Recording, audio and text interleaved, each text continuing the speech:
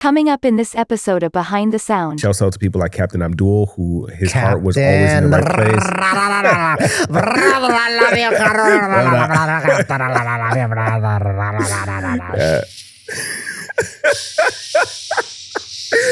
DST Poly Live collab. Let's go, baby. Let's go, baby.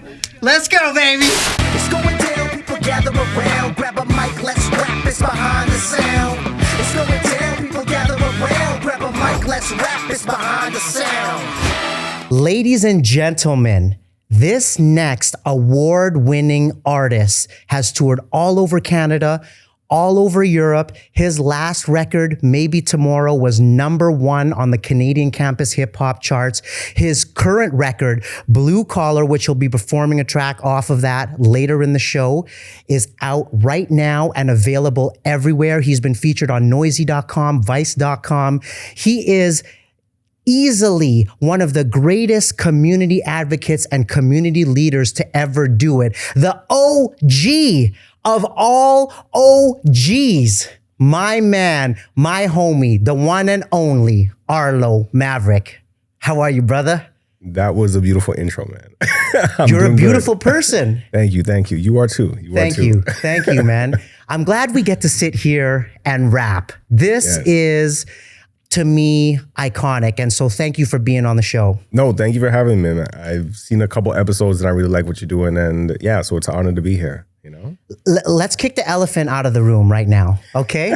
Let's get this over with right now, because in the early 2000s, late 90s, early 2000s, you had one of the dopest hip hop groups, Politic, live to ever do it locally. You toured, you put out records in a different time of the music industry that we're in right now. 100%. And you did hip hop for hunger year after year, raising money for our community. Not always money, for food. Raising food for the food bank within our community. Yeah. And what did it feel like at that time to be on top and still be second best to my hip hop group, Darkson Tribe? What was that like? I'm just gonna. You didn't wait. You were. By the way, he was the one who reminded me about this. Let's just be clear. This is a C magazine cover that my. I'm just gonna put that over here. I'm just kidding, brother. No, honestly, and I'm never gonna make you answer that, because obviously that's a joke. You know, we were making music together in a time that was completely different than we're doing it right now, 100%. Than what you are accomplishing right now. And it was definitely more guerrilla style tactics that we were doing at the time. And I had shared the stage with you a couple of times with Hip Hop for Hunger. And as fun as it always was to do the fun and games of the competition, I think other people more pitted us against each other in terms of groups than we did ourselves. Yeah. We've always been friends, but with friendly competition to this day. Yes. You made us be better. You made us be a better group, and you continue to make artists be better today. So I appreciate you for that. Yeah, no, you know what? To give people context for anybody who's watching, the late 90s going into the early 2000s was a really fascinating time for Edmonton, because the world was experiencing a change, right? And in our city, we were not the exception to that. The internet was allowing for artists to gain information, to create products in a way that it had never been done before. People were releasing albums, and I would say two of the acts in the city that were really pushing as far as hip hop music or black music or urban music would be the Hyphonics and Darkson Tribe. Those two acts we put on were revolutionary. They were iconic. They inspired a lot of us. You know, we were a group that was. It's weird still, because I feel like we came up around the same time, because I remember one of the first shows that we ever met you at was a show that Don Joyce had held. And Don had been getting us shows, and all of a sudden we were his hip hop group. And then all of a sudden we show up at one gig, it's just yo, who are these guys, you know? And it's what gig was that? I don't remember. It was at a bowling alley. I'll have to, I document everything we've done, right? So I can go back and find out the exact show. Somewhere. Yeah. It is somewhere.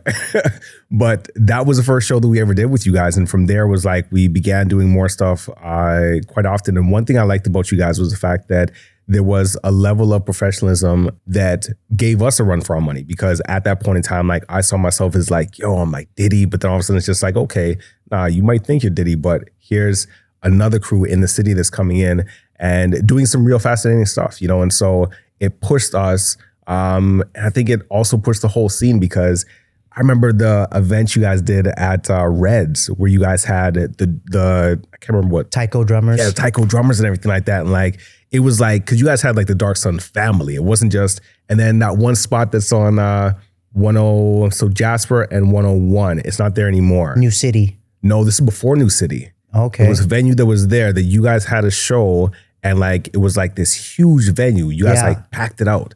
Trade, I think. Was it Trade? No. I know what you're talking about though. Yeah. I can't remember. Yeah, but I just remember it just being like, when it came to throwing shows, your guys' shows were always packed and it was always an experience and it wasn't just rapping. Like there was different elements you guys brought into it, which I really appreciated because it showed us what was possible because in our city, you're dealing with a lot of people who are trying to create something. Everyone's trying to like be the first to blow, right? And we had CV's Finest, we had Peep Game. Like it was, I often refer to it as the golden era because the technology now, I think, takes away some of the ingenuity. I think it takes away some of the hustle. It takes away some of the grind. It takes away some of the community because you don't have to go into your community and create relationships with people. You can go online, form a community, catch a buzz, catch a viral sensation or whatever, and now you're out, right? We're in those days there, we literally had to like work with each other, you know, and like learn from each other as well too. And I know I'm just rambling on here, but yeah, it was a beautiful time period. Like shouts out to Tough House Records. Like there was so many things that took place in the city here that I don't think that if you were alive and experienced it, then you know how cool that time period was in Edmonton. Black Dog, Tough Fest, like Hip Hop for Hunger, as you mentioned, like you guys had events, like the battles that used to take place, man, like crazy. It was a real Some good of time, the young man. backpacking MCs that would come out of those battles were insane. Bro, Yeah. Black Blaze, man, rest in peace, man. Like Rest in peace. I one couldn't of the- believe it. Yeah. yeah, you know, so sorry, I'm rambling as I usually do. So Yeah. No, not at all. And I think you're 100% right, man. Like what a dope era to be a part of where you had to fucking shake somebody's hand and look them in the face and to hand them a flyer and get them at your show. And it sometimes like, because remember, like, and that's the thing, like people don't understand the grind. Like you had to go to clubs and go hit up all the cars first. And like usually what you would do is that you would split your team up where it's like, okay, you're going downtown, you're going to Wet Ave, you're going to the West End, you're going to North Side, and they'd go hit up the cars first, then wait outside the club, put the flyer in people's hands, let people know, yo, we're doing a show, so on and so forth. And it's just like sometimes in like minus 40 weather, man. Like, Bro, it was ridiculous, man. This is speaking to my soul right now. You are touching me so deep in my soul right now with that commentary because nobody understands that grind of like, okay, we got to leave at 1:30 so we can get all of the flyers so that we're done by the time, you know, on Everybody's the coming cars, out. by the time a club ends at 2:30, we can get everybody on the way out getting out flyers. That was how you got people to the show. You had to fucking print 5,000 flyers and actually physically get them in people's hands to get a few hundred people maybe at best. And I think we were really lucky when you talk about that Red Show, and we've talked about this before, you know, to have so many, and I feel just as grateful and lucky now to be surrounded, and even with this podcast, talent like yourself and so many talented artists in our community. And at that time, there were 13 people that came out on the stage, 13 artists, each dope in their own respective right. Before we came out, we had printed these jerseys. We made these Darkson jerseys with our individual names on the back of it. It was like a baseball jersey with the logo on the front and our names on the back. And it was such a hype moment for us to go out and rock the stage with like these talented, unbelievably talented people. And I think that was part of the magic of working together, you know? You were always really great at that. You're really great at that. You continue to be great at that now, is putting those pieces of the puzzle together. And in a world of a competitive nature, in an industry that is super competitive, you are able to like bring people together alongside you. And I think that was the magic of what happened in the golden era of us being able to work together and bring those audiences together, because we didn't have YouTube. We didn't have a mass audience that we could reach like that. Yeah, no, it was, there was a lot of collaboration that took place. There was a lot of people that saw the importance of like working together. Like, and even when you think about it, like now we have multiple producers in the city, right? But at that point in time, there was you, there was Stress, there was Taro. CV's Finest had their own in-house producer. There was Alibi, there was J Soul. Like there wasn't a lot of producers. So sometimes you'd be going to someone and being like, yo, I need a beat, or having someone mix your project. I remember when we did Notoriety, and this is like Notoriety is our first album, right? And so the amount of care, and I put that same amount of care into every project, but that one there was like so special. Like you're worried about everything. And I remember hitting you up and saying, hey, RJ, we need to sequence the album. Like, can we come to your crib and sequence the album? And going down to Castle Downs and like sitting in your basement and like having the album sequence out in order for us to give to the person who's going to master the project. Like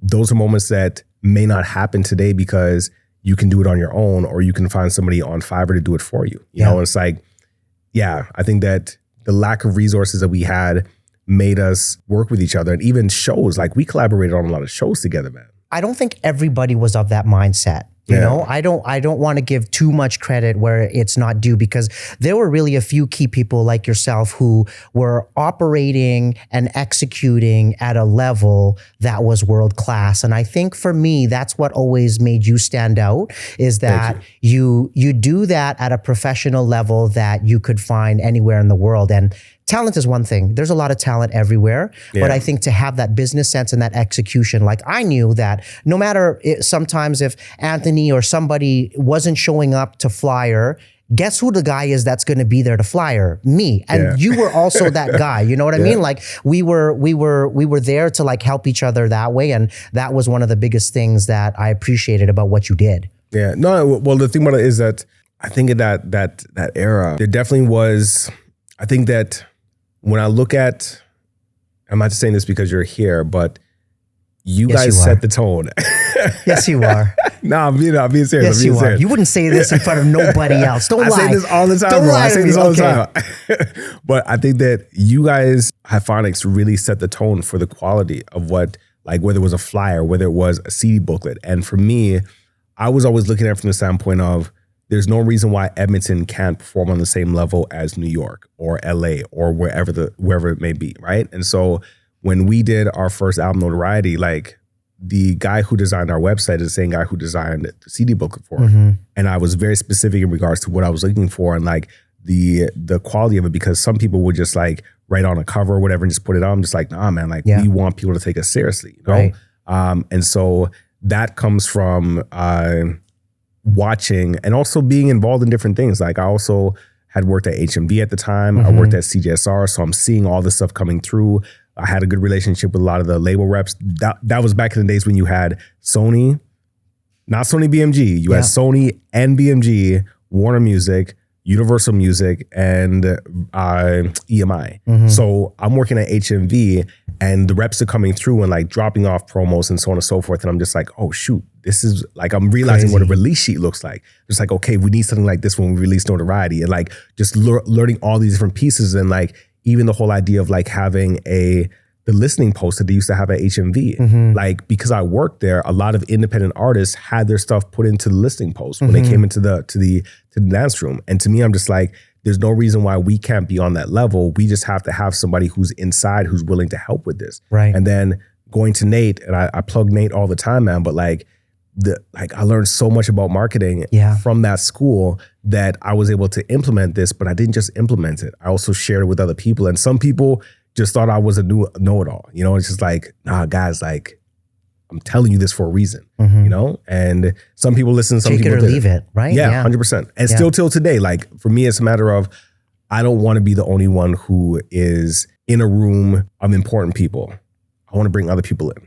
Because at the end of the day, like, for me, like, you see the hat that I'm wearing, you see the hoodie that I'm wearing, the crew neck. Yeah, always. I love the city, man. YEG to the death, baby. Yes. Yeah. And I really appreciate what you're saying there too, because for myself, I never felt like I know I'm not the best rapper. I know I'm not the best music producer. I have a good enough ear to know that. You know what I mean? Like and what one of my strengths was back then, and why I've been able to do the business that I do today, is because of that marketing piece. I understand what a clean EPK looks like. I understand what a flyer is supposed to look like, what an album cover is supposed to look like to be world class.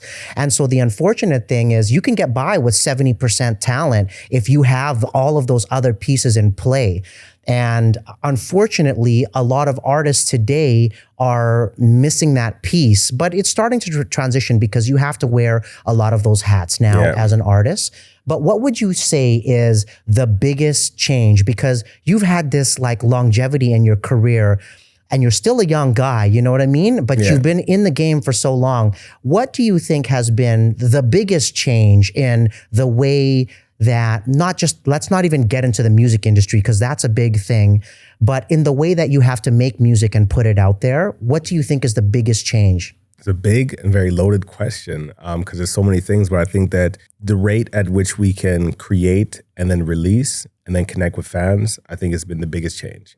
In some ways that has been to our detriment in the sense that there is no, it's like when you meet a girl for the first time, right? You're dating, right? Follow me here. What are you talking about here? Okay. Yeah. My ears are perked. Yeah. When you meet a girl for the first time and you're dating and you want to find out everything about this person, right? And they want to find out everything about you, right? But after a while, it's just like, okay, it's like you kind of get bored of the person, right? Because it's just like, okay, I know everything. During the first date? Nah, not the first date. You're cool, brother. Okay, yeah. Okay, back in our days, right? You had to, me and my boy Shola called it maintenance hours, right? Where it's like, when you're getting to know a girl, you got to like spend that hour, you got to spend those late hours on the phone talking and getting to know her, so on and so forth, discovering all the things about her to know like, yo, like, all right, cool. I want to pursue this or I don't want to pursue this, you know? So in doing that process, like you're not gradually getting to know somebody, right? You're getting all this information dumped on you all at one time, right? Right. And that can either make that relationship stronger or it can make it something that you're fizzle quick because it's just like, okay, I knew everything. I downloaded all this stuff. Now I'm on to the next one, right? I got you. Okay. And I think that for a lot of fans, that can tend to happen in the sense of you're consuming all this information and you don't actually have the time to actually get to know this artist album after album because guess what? They're going to be on your Instagram. They're going to be on your TikTok. They're going to be on YouTube. They're going to be on Twitter, so on and so forth, constantly sharing. And it's like, yes, you get to know them, but we've all had those moments where our favorite artists have just like really done something where we're just like, I didn't need to know that about you. Yeah. You know? And so I think that that's the biggest thing where I think that if artists can find ways to still promote, because at the end of the day, like there's so much information that's being put out online that you have to stay. Such a rampant rate. Yeah. Oh, it's crazy. And it's like, sometimes I wonder if we as artists are helping to contribute to our demise. The other day, you spoke with, I think it was Josh you were talking to, and you were talking about track number 3 is track number 3 for a reason, right? Yes. I wanted you to hear this song as a third song, not as some random song you hear in shuffle, right? I wanted you to hear it for a specific reason, right? But in the day and age we're in now, in order for us to be able to stay relevant or to gain a new listener, we'll allow our music to, we'll minimize the quality of our music.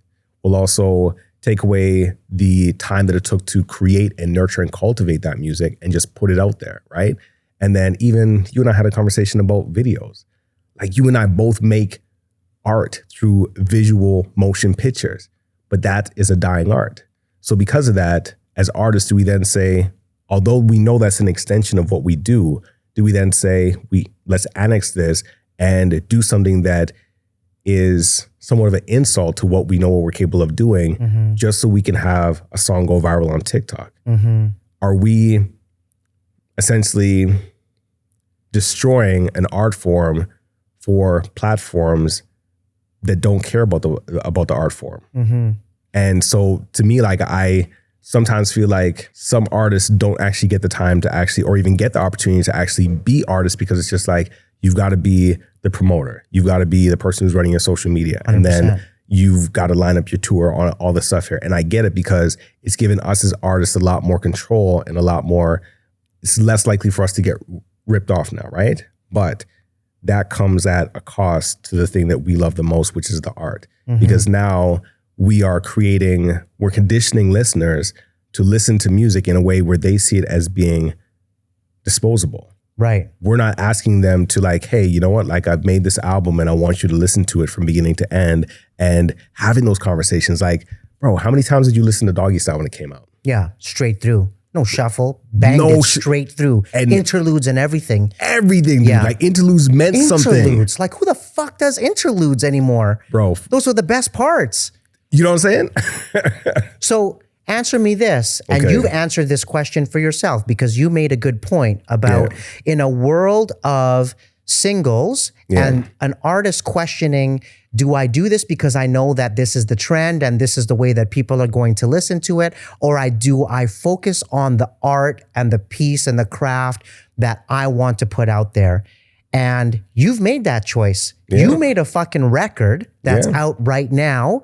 Blue collar, front to back, that is themed, that is consistent, that Song 3 is Song 3 for a reason, you know? And you have that dropping in the way, and every single piece of that puzzle, I know, is a piece of the puzzle for a specific reason, you know? I love that. And so you've decided to do this in a world of singles. Yes. What was the process behind that decision? It's funny still because when I was releasing singles after Maybe Tomorrow, K-Riz said to me, he's like, bro, you're an album artist. Why are you dropping singles? Yeah. I'm like, because I need to release music. He's like, but you're an album artist. Like, you need that time to develop the narrative and pull people in. Yeah. And so, because that's what people want. Music or video or anything, it's the story, right? Yes. Yeah. And I think that that's the piece that we're missing as artists, because we want to, it's like we're throwing as much stuff on, throwing spaghetti on the wall, whatever the saying is, in order to hoping that something sticks. Something sticks, right? And in doing so, we are in some ways like diminishing ourselves as artists, because there's something to be said about creating a body of work that people will sit down and listen to and find so much life in it that they listen to it again and again and again and share it with other people. Yeah. And I think that as opposed to trying to gain the world, why not gain that niche that you can develop and over time? And granted, like, we live in a time period where things are going by so fast that people are just like, they want to hear the next thing, right? But if we as artists take that time to create, and some people are just singles-based artists, but if you are an artist who knows how to make great albums, take that time to make the great album and then work that album.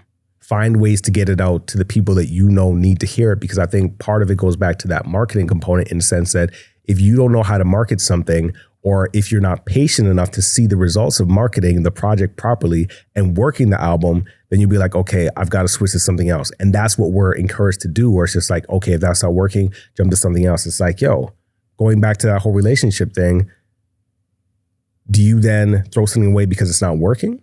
Or do you work through that to actually make it work? Now, if you look at... You're preaching knowledge right now, bro. Yeah. I remember Lupe Fiasco in an interview once saying that everyone's like, yo, you disappeared for like 2 years. He's like, yo, I made an album and I went to promote it and work the record for 2 years. That's what you're supposed to do. Because most of the artists would drop an album. And that's the end, not the that's beginning. The end. And even worse than that, they'll do a mixtape like 3 weeks after. Right. In the mixtape era. Right. And then they have another mixtape. And it's just like, yo, like, dude, like, let me consume this piece of product first. Right. And appreciate it for what it is, to the point that now I can have discussions about what the song was about and what the album was about with other people who I know are fans of this same artist or this style of music. Right. But we don't have conversations about music anymore. Music is something that we just throw on in the background. 100%. And I think that as artists, what we have to do is retrain our listeners to appreciate what we do by finding those moments where it's like having those intimate and interactive sessions with your fans. Because the crazy thing about it is that there are some artists who don't have to worry about this stuff. And I understand some of them have major labels behind them, but there are also independent artists who are making music that is connecting with an audience. And when we begin to understand the importance and the work that goes into connecting with an audience, I think a lot of that will be gone, because you're a filmmaker. Imagine you taking your film and cutting it up into little pieces and saying people, like giving people little snippets for them to watch, you'd hate it. Yeah. And they would hate it as well too. Right. Some people might like it, but the people who really want to actually appreciate the experience, Right. which you work to create an experience, are going to want to watch the whole thing. So as artists, I think that we have to go back to creating that experience and also being patient enough to know that, who was it? I think it was Bruce Springsteen. His first 3 albums weren't chart toppers. But the label believed in this guy enough that they're like, hey, we're going to put you on the road. We're going to keep working this thing because we believe in you. Yeah. We don't tour no more. We don't want to do shows no more. We don't want to actually create an intimate experience for our fans anymore. We just want to go viral. And because of that, we are hurting ourselves and hurting the industry, not even just the industry, hurting the art form that we passionately love so much, which 5 years from now, 10 years from now, we'll be responsible for that, you know? Yeah. Sorry, I'm hitting the mic. I'm getting so excited here. Well, and you're right. And it's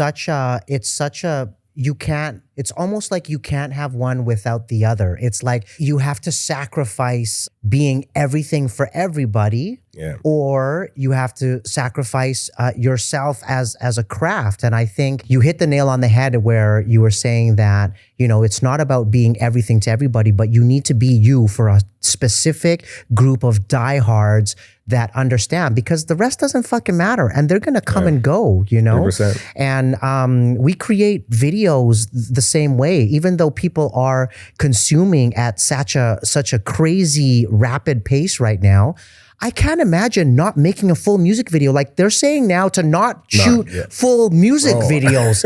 Like they're saying, because you're only going to share a 30 to 40 second clip, just shoot that 30 to 40 second clip. I was like, I wanted to kill somebody. I was like, are you kidding me? And I get it, but the thing about it though is that who is your audience? Right. Because if your audience is that person who just wants to hear that TikTok thing for 30 seconds, which again, fair. Then you can save some of that budget. Yeah, you can say it. But if you're an artist, like I still enjoy going out, and maybe it's because of the fact that, actually, no, it's not because of that. Like before I had Natalie, before I had the ability to edit, before I had the ability to create my own music videos, I would still hire people and still sit down with them, share my vision, and create like Too Many Twos, more. Those are like short films. Yeah. And I love that whole process.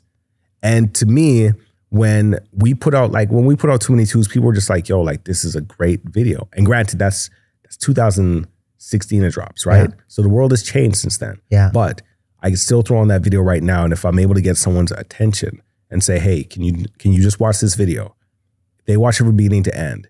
They're just like, wow, dude, like that is an amazing piece of art. Yeah. But it's a matter of how do you get that person to sit down and watch that for that time period? Yeah. And part of it is, I think, being intentional with how you actually market your project. Right. Because everyone just sees it as like, yo, I dropped the album, you need to check it out. It's just like, okay, well, what is that person's connection to that? And is that person the right person? We want everyone to listen to our music because everyone listens to Drake. Yeah. But you're not Drake. Yeah. Drake makes music for everybody because he wants to be the Walmart of hip hop or popular music, right?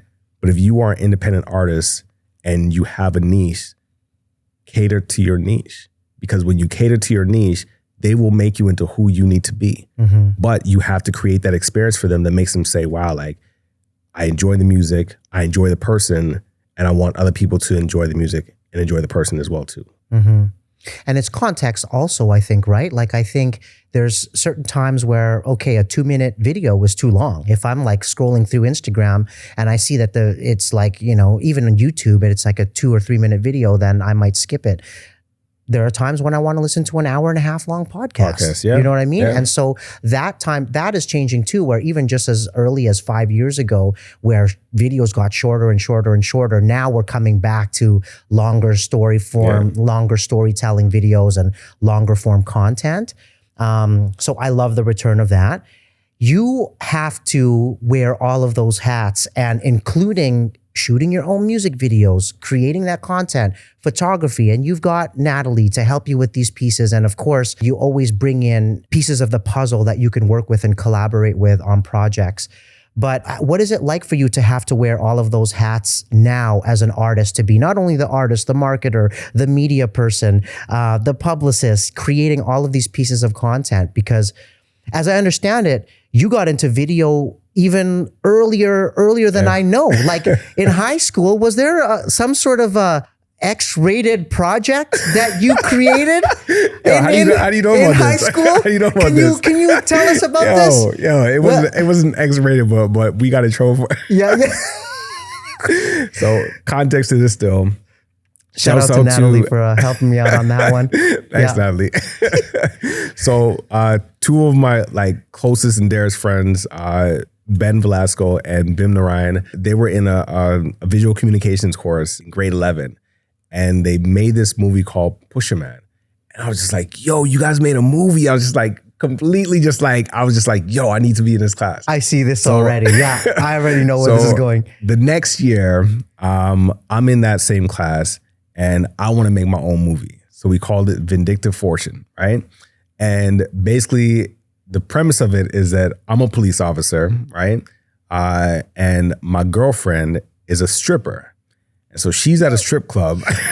This seems very age appropriate. Yeah. Okay. Yeah. Continue. Yeah. So Not X-rated at all. Yeah. So she's at a strip club, and there's one guy who, and this is the craziest thing still, he had just bombed the World Trade Center. Oh, it gets crazier. Yeah. Okay. He had just bombed the World Trade Center, and of all places to go, he decides he's going to come to Edmonton to hide out, right? Yeah. So he comes to Edmonton to hide out, and he ends up going to a strip club for some reason. I wrote the whole thing, and it's really, Of course you did. it's a mind of a grade Yeah. 12er, right? So he goes to the strip club, and my girlfriend is stripping, and he ends up getting a bit too, so I'm there at the strip club at the same time, and then we throw him out of the club, right? And then from there, he kidnaps her, and then we've got to find her. Okay. And so the teacher saw that and they're like, what the fuck, Arlo? My drama teacher, shouts out to Miss Lakin, he's just like, what is this? We had guns. We had it in the school, like because we were arresting people. It was. Thank you for sharing that. So, okay, now in all seriousness, in the same way that you mentioned, there were only a few recording studios you could go to back in the day, Yes. right? There were a few people you knew, and you had to know who they were, and you had to go and pay for that studio time. Whereas now there are so many prosumer tools that Josh Clausen's kids have a studio in their basement.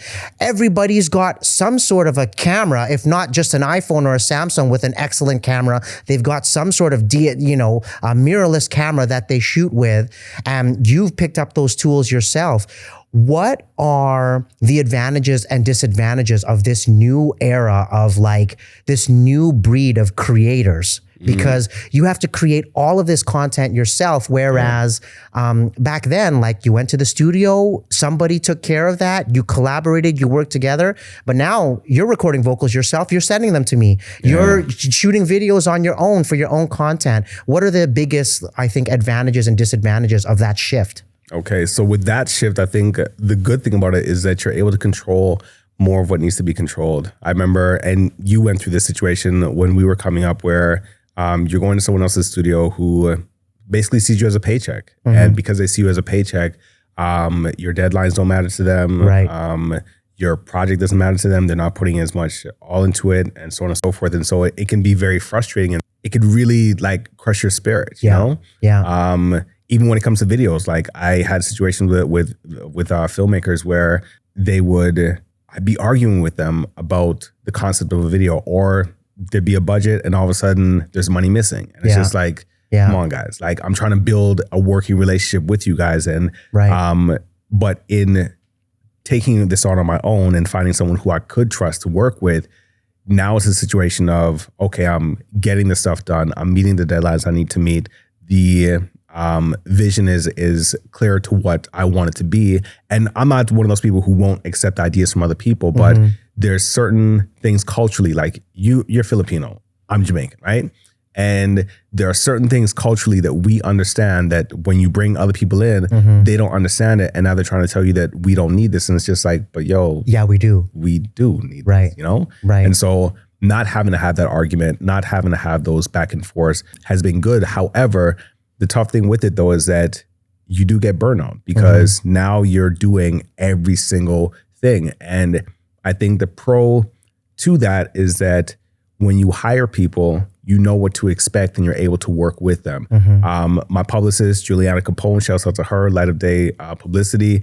My relationship with her is really cool in the sense that my background is in marketing and public relations. So there's a lot of things that she needs that I'm able to get to her based off of like, okay, I've done this for previous albums before. So I understand that. And I think that every artist should, at some level, try to take on some of the responsibilities, whether it's management, whether it's publicity, whether it's booking and tours. So then that way you're able to work with the people who you're hiring to do this.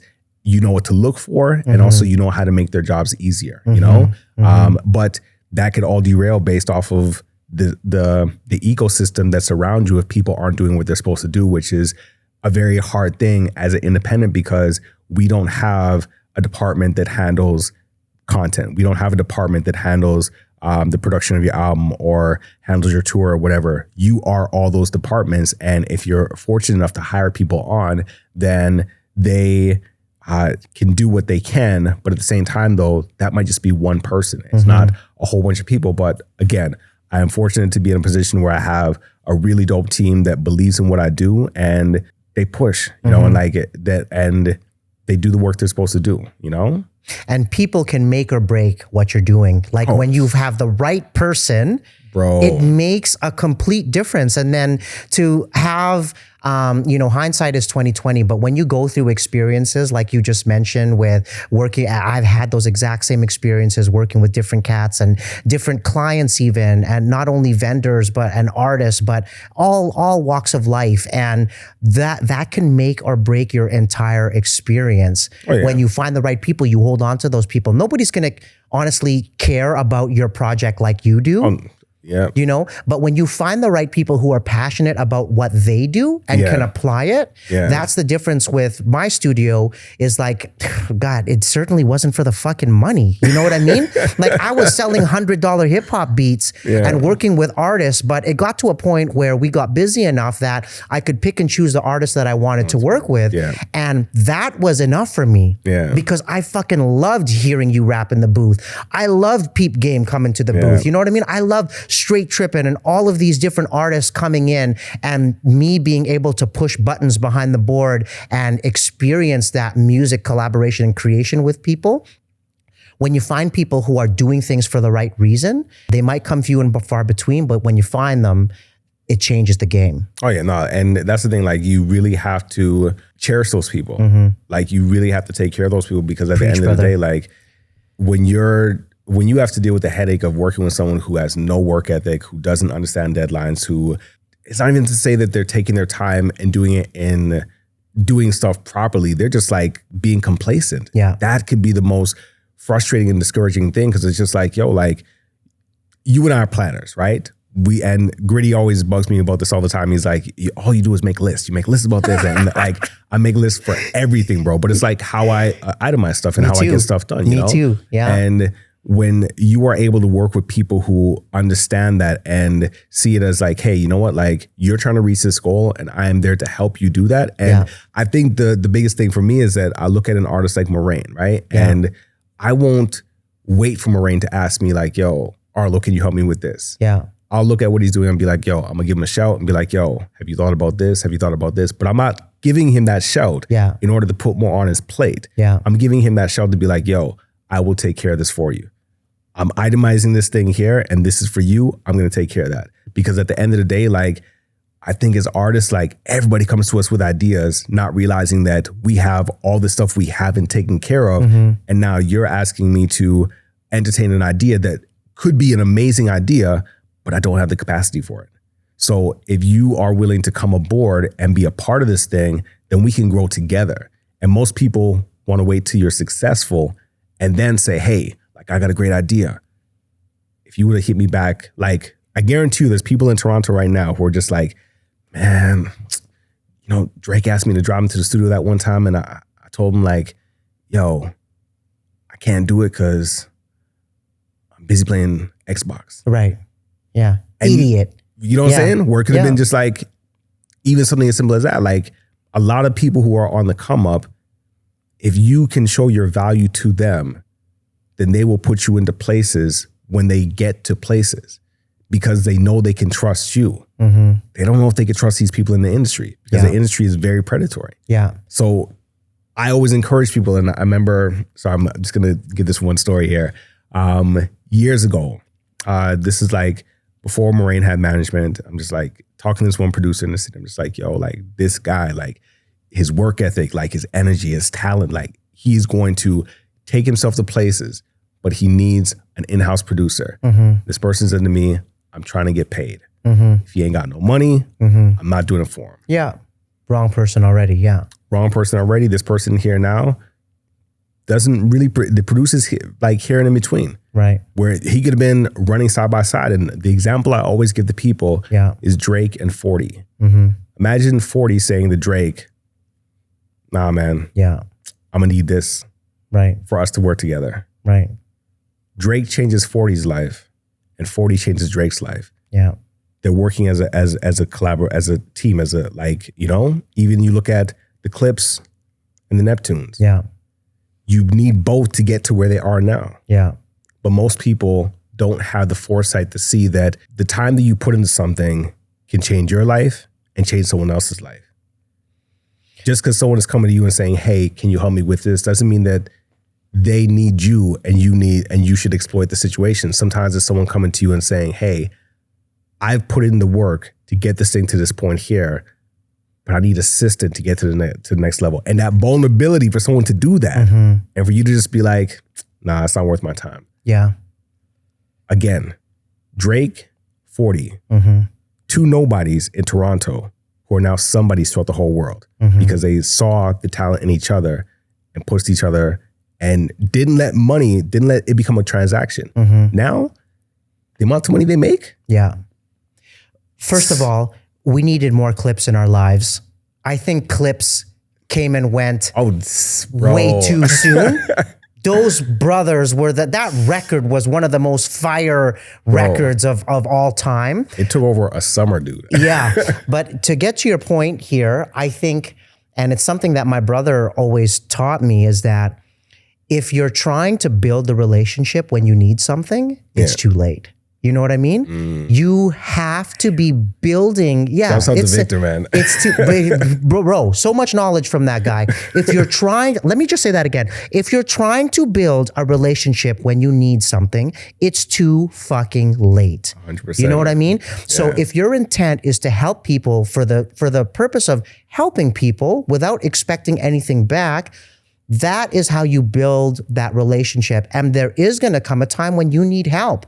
Yeah. And if all you do is ask for help and not give any help, nobody's going to be there to help you. Yeah. You are that guy in the middle of a competitive market where artists and hip hop is this like flamboyant, like bold, badass fucking sort of gangster mentality that is very competitive and very macho and bravado driven. Yeah. And here you are building community, building other artists, and you've always been so good at that. You always have your heart in the right place. Your intentions are always true.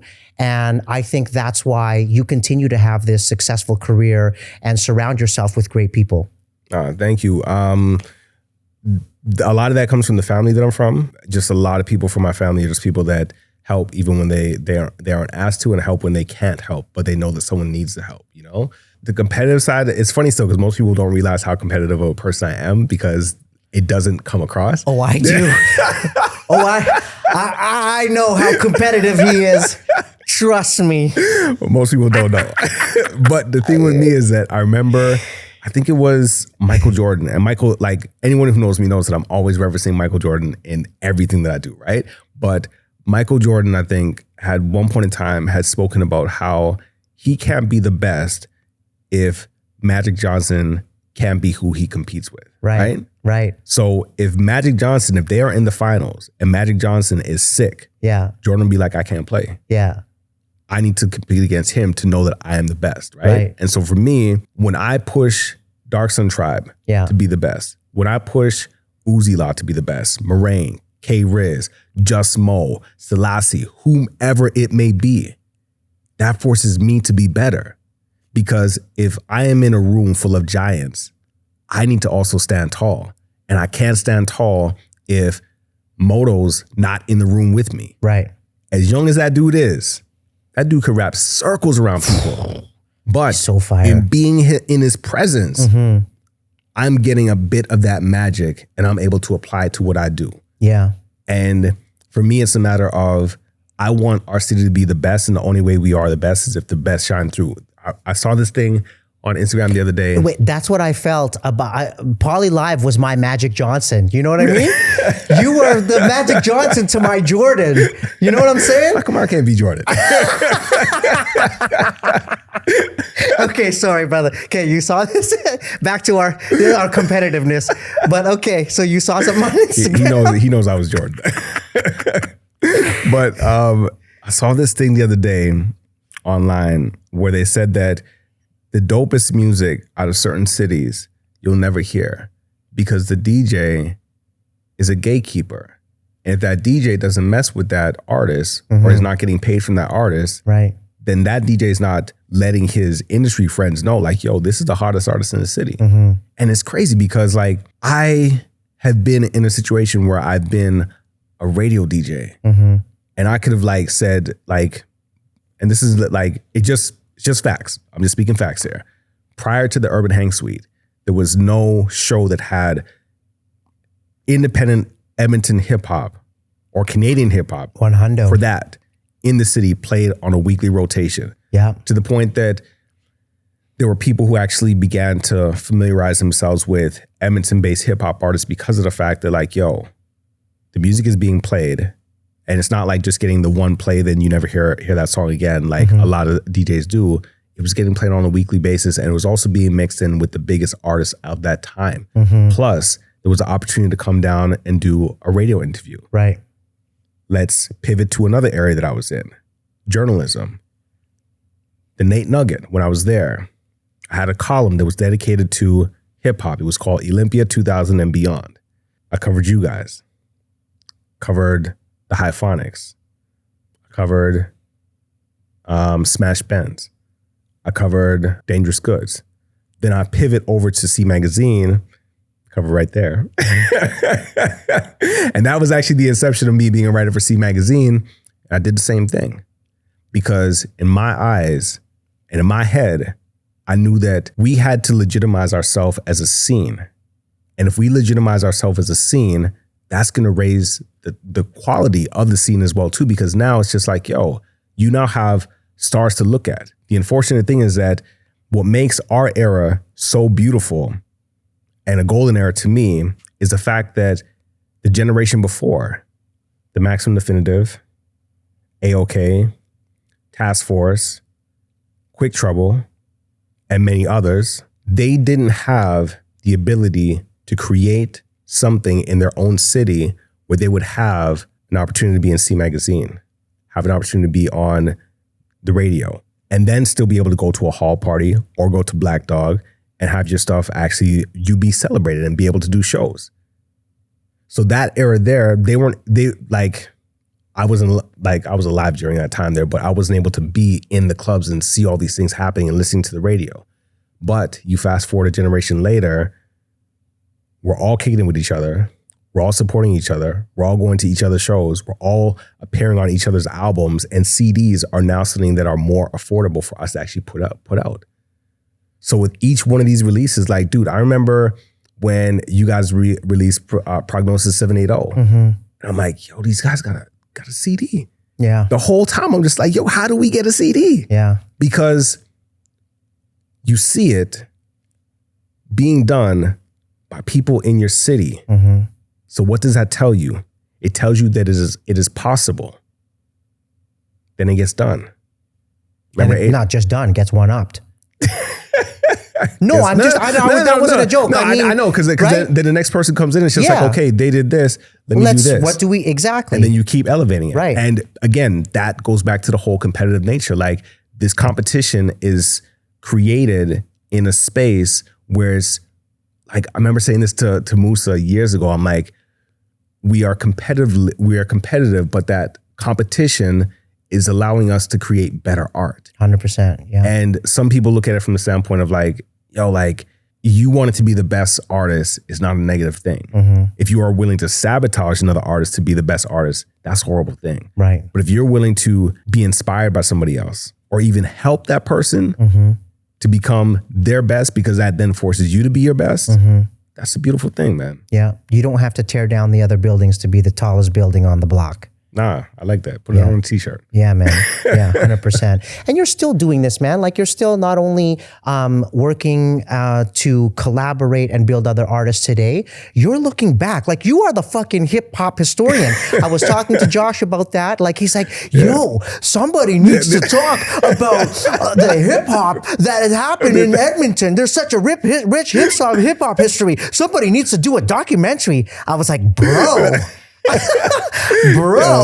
Arlo Mav. And we have to talk about Untouchable Crew because here you are when Josh is saying somebody needs to do that. Ain't nobody doing that like you or in this community like the way that you're doing it.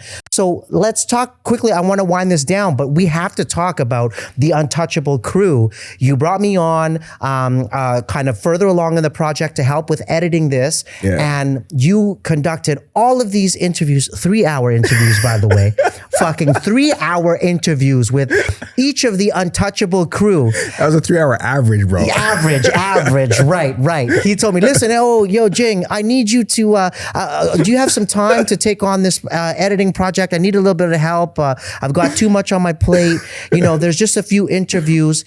He sends me 80,000 hours of footage to review. And I'm just kidding. They were long interviews though. But you put together this dope ass documentary that I couldn't even be at the premiere for. I'm so annoyed to see all of those moments that I missed at that premiere. But for you to like, as an artist yourself, not even focus on yourself, but worry about the pieces of the puzzle that got you here, 30, 40 years ago with the Untouchable Crew, one of the first B-boy crews to ever do it, a history in Edmonton that most people in our community would never know about until now. What is that like? And I know you fucking love it. We were just talking off camera, okay, you were telling me something about socks and like all of these interviews that you're doing, and your face is just like a kid in a candy shop. You're so excited to talk about this history like nobody else I've ever known. Nobody's gonna put it on the map like you. What is this like to have this documentary out and getting the success that it's getting? Bro, it is,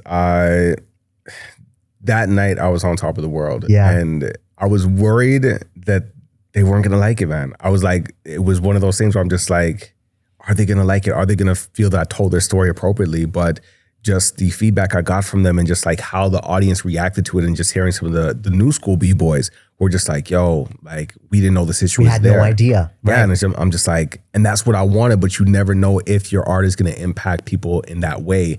Because Natalie and I had done a docuseries before called Allow Me to Introduce that was, we featured Doom Squad and Cadence Weapon in there. And the reaction to it wasn't as strong as this one here. And possibly because of the fact that we didn't have like a big screening or anything like that. It was just like, okay, it's being released to Telus, shouts out to Telus Story Hive. But to create an experience where people come through, we had the DJ playing Sonny Grimes, shouts out to Sonny Grimes, playing only Canadian hip hop, right? And some people were just like, yo, you should play an old school. I'm just like, yo, like we need to, like, this is not 2000. This is not 1995 where we don't have the ability to play local stuff in a club. We can play it in a club because we have Serato. So why are we not playing local stuff here when you can go to a nightclub tonight and you're going to hear old school, you're going to hear Drake. Give us an opportunity to celebrate our icons, And so that night there for me was just like, I was in heaven, bro. I'm just like, yo, like all these people came out to it.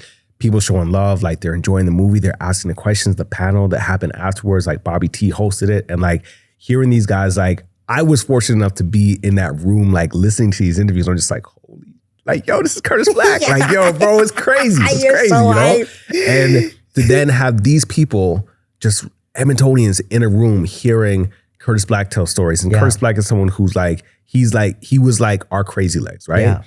Darren Jordan, who most people don't know that was a B-boy, like Michael Mooking, like Dean Skog, like all these guys in the room just like being celebrated. I'm just like, yo, like this is what we need to do. So you helped do that, man. Yeah, no, you helped, Natalie helped, Ari helped. Like it was a big team effort, man. And that's one thing that a lot of people like made the time. A lot of people just like supported in a way that they didn't have to. And I appreciate that because at the end of the day, like I'm trying to tell our stories. Like I really feel that we have a lot of unique and beautiful stories that are Edmontonian, that Edmonton hip hop is just as fascinating as Toronto hip hop. But because our stories have never been documented, no one knows, right? Like when the Yes Yes Show, E-Town Street Style on hip hop came out, that was, see the date there, June 26th, 2003. At that point in time, the internet is not where it's at right now. So a lot of people that I would have liked to interview for that, I wasn't able to. But I was able to take a snapshot of where Edmonton hip hop is. And Untouchable Crew is another snapshot. I'd love to do something on Darkson Tribe. I'd love to do something on the Hyphonics. I'd love to do something on the Hitmen because prior to Untouchable Crew, there was a Hitman, you know? And there's so many stories. And like, for me, like, I want to get these stories out to the world because I think that if they heard these stories and knew these characters, like they'd appreciate our hip hop scene and understand that like we have a history that's here that we should be proud of. And there's no reason for us to leave. Like at one point in time, we had to leave. Yeah. Now, like, bro, all the stuff that's happening in Edmonton right now, like, and the fact that the cost of living around Canada is so ridiculous. Yeah. Come to Edmonton and let's do it from. No, like, and we have to cherish that. We don't understand that. Because a lot of times we're too busy looking at what's going on elsewhere. And it's just like, yo, like, dude, like this podcast right here. Yeah. You're documenting the history just in a different format. Yeah. We gotta cherish Edmonton, man. Because we have things that other people don't have and we don't even realize it. Good for you, man. I appreciate you. Nobody's going to do it like you do. And you deserve all the accolades that you're receiving, not only for that documentary, but for the records you're putting out. I can't even believe this is only your second solo album, though. I actually, when I read that, I was like, are you fucking for real? How many years you've been? I can't, that was surprising to me. Keep in mind. But that's why, that speaks to how curated they are, right? Yes, like you're taking your time to tell that story. Yes, 100%. Because even with Maybe Tomorrow, we started that in February 2013. Yeah. The album didn't come out till February 2016. Yeah. Right? And this album here, like, should have been out last year. Yeah. It wasn't out last year. But even so, I got to give a shout out to Ari, just as a producer and everyone who was involved with the project still. Ari, as a producer, really challenged me on this project and pushed me to try different things and also find new pockets and just like be more of an MC, you know? That's one thing that I feel that our city needs more of is hip hop is very much a solo sport, but you still need that guidance. For sure. If you're a singer, you have people who are able to teach you how to sing. But as a rapper, you have to figure out on your own. Yeah, that's 100% true. Yeah, you can't go to rap school. Nah, but there should be. And I don't mean like some corny little thing. I mean like something where it's just like, yo, you're in the studio. Yeah. And one of the things that I appreciated about my experience with Ari is that I remember saying to him in the studio, I'm just like, yo, if you guys want to get me here, give me the directions to get there. Yeah. And I will be able to get there. Yeah. And I referenced Dr. Dre, who's one of my favorite producers. Me too. Dr. Dre has been, not even rumored, people will basically say it like Too Short said there was a time where he had to, I'm not going to say the word, but he had to say a word in the studio for about like, he said probably about like 500 times. And Dre kept getting him to say the same word again and again and again because Dr. Dre is looking for it to sound a certain way. And when he finally heard it, the girls who were in the studio with Too Short, they're just like, yo, like that made my wet, you know? Yeah. I had to bleep that on myself. Yeah, I saw that. Wow, that was very good. That was very skillful. I like how you did that. But the point that I'm getting at is that in order for Edmonton hip hop to continue to be something that can actually challenge and be world class, we do need producers that actually produce. We do need people to mentor a younger generation to teach them how to actually rap. And I know I'm going to get a lot of flack for it. People will be like, yo, man, you're supposed to learn. Like, we need to stop, like, from We other need rappers. more mentorship Yeah. in hip hop. Yeah. We need more artists having a better idea of how to get to where they need to get to early on, so they're not making the mistakes they make. And we need engineers, we need producers who are not engineers, because a lot of producers are engineers. You go into the studio with them and they don't give you any direction. Right. They're just pushing buttons. They're just pushing buttons Yeah. and then they mix it afterwards. But if we have people who are willing to, and artists have to be willing to like let their egos go, because for me, my ego's left at the door. Yeah. If I've hired you to do something, it's because I know that you're capable of doing it. Yeah. So I'm going to follow your lead. Yeah. My man. My man. We've done a lot of shows. We've done some shows together. You know, you've continued to perform. I definitely had like a break where we were building Planet Sound and haven't been doing music the way that I'm coming back to it now. But I don't know what one of your favorite shows is, but to me, one that will always stand out, one of the biggest icons of that golden era at that time that you speak of was Snoop Dogg. And we both got to rock that show. The first time he came here, man. The first time, bro. Smoking Cowboys, a big blunt on stage. He was smoking. I believe one of us was passing him some, like we rolled something specifically for Snoop Dogg in a time where that was not, you don't fuck around. Like that was not, it's not like you can't walk down the street smoking weed like you can now and go into a store and buy weed, right? But of all of the things that stand out to me, that was a highlight on our EPKs and something that I love talking about that really sets the tone of the type of artist that you are and the levels that you've been to and the places you've been, is sharing the stage with Snoop. Yeah. What was that like for you? Obviously you didn't hype the crowd as much as we did, obviously. But I mean, as I understand it, you have brought some clips of that show. Damn, Skippy, I did. So now all of this shit that I talk back and forth with you about who hyped the crowd more, and now I have to actually cringe and watch me not hyping the crowd. Bro, and that was Straight Ladies days. That wasn't even Politic Live days, man. I remember you guys coming out. I was like, who the fuck is this? Who the Parley Live? Yeah. Like name what? changed We up, weren't man. really, I think we knew each other. I don't know if we were friends yet, but we for sure hadn't worked together on the level that we do now. Yeah. So I remember asking who that group was, bro. Trust me. Yeah. Some good times. That's how man. hyped the set was, okay? That's how high. I remember that track. And I remember one time, and there's all these little things. We were in Taro's studio working on something. And this guy comes in, OG, I don't even know his name, but he's got long ponytail, black guy, long ponytail. He's like got to be 5 years older than us or something. Oh, you're probably thinking of shoot. I know who you're talking about. Yeah. He was the only guy with the straightened ponytail, light-skinned black guy, right? Yeah. And he comes in, he's like, yo, I saw your guys' set. Yo, that was so hype. You guys are so hype. I was like, thanks, man, thanks. He's like, what's that song you guys did? Throw your hands up to the ceiling. I was like, that was Parley Live, homie. That's a Parley Live song. Yo, I gotta say this. My biggest regret, and sometimes I'm too analytical and sometimes too controlling when it comes to like trying to craft a great album, because you want to make these timeless pieces. But that song is called Flavorful. Yeah.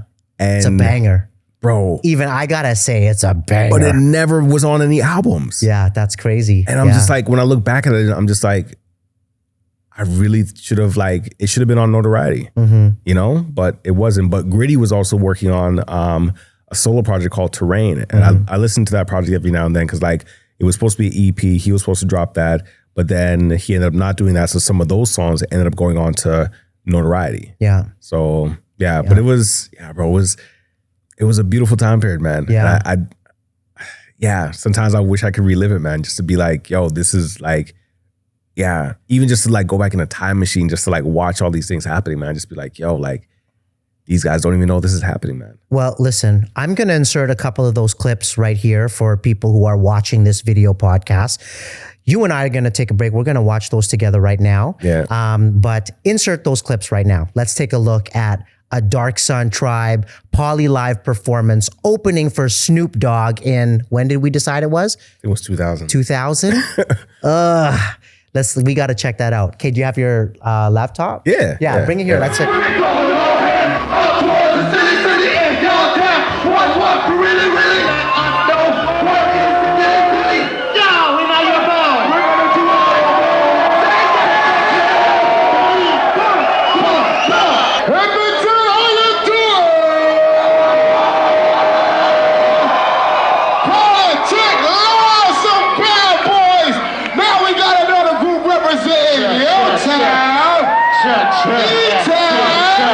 We got Darkson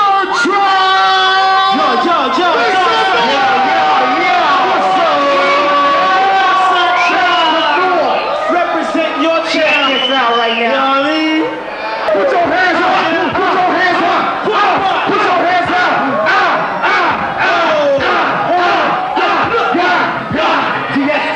What the people looking coming in, talking in? You know the truly kind of running in. You know what follows? Who's the fussy hoes? Show them time I know. We fast and respect.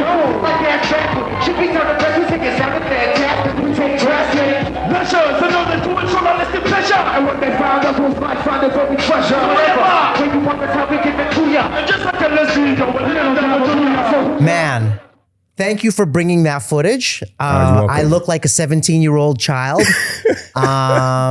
You know, skinny, young, fresh, braids. Yeah, man. Braids, long hair. My hair was like down to here and it would be braided. I don't know how I feel about those times, man. What a show. Like I don't actually remember those moments. Yeah. You know what I mean? Like I know it happened. Yeah. I know what happened. Yeah. I know I was there. I know it was like a dope, exciting moment, but I can't picture myself on that stage like rapping. And I don't remember that crowd was that huge, what they looked like. And I think also part of it is just like that adrenaline is going, right? You're just going crazy as you're young. It's like that was the biggest show that we had done to date. And the whole experience was just incredible. And for me, I think maybe that's part of the reason why it's such a blur. But seeing it is just crazy to think that it feels like eons ago. Oh yeah, no. It feels like, it does feel like eons ago. And I think the cool thing about it is that, like, as you mentioned, that was the beginning of, we had a hip hop scene in the city. But I think that that's when people realized that it was worthwhile to, because remember after that, Coolio came down, the 2 Live Crew came down, and all of a sudden we were getting like, then it just any became big hip hop act that came, we were opening up for it, because bro, like sometimes I look at the list of people we opened up for, crazy. I'm just like, this is crazy, and it's a testament to the fact that promoters saw the value in having us open up, and we didn't have to sell tickets. It was just a situation of, hey, to make money. We're booking for the show. We're paying for the show. Right. And come and do the thing. Like some of them treated us really well. Some of them it was like, it is what it is. Yeah. But it was the beginning of people beginning to understand that there was a way to make a profit. And some people took it in the wrong direction. Shouts out to people like Captain Abdul, who his heart was always in the right place.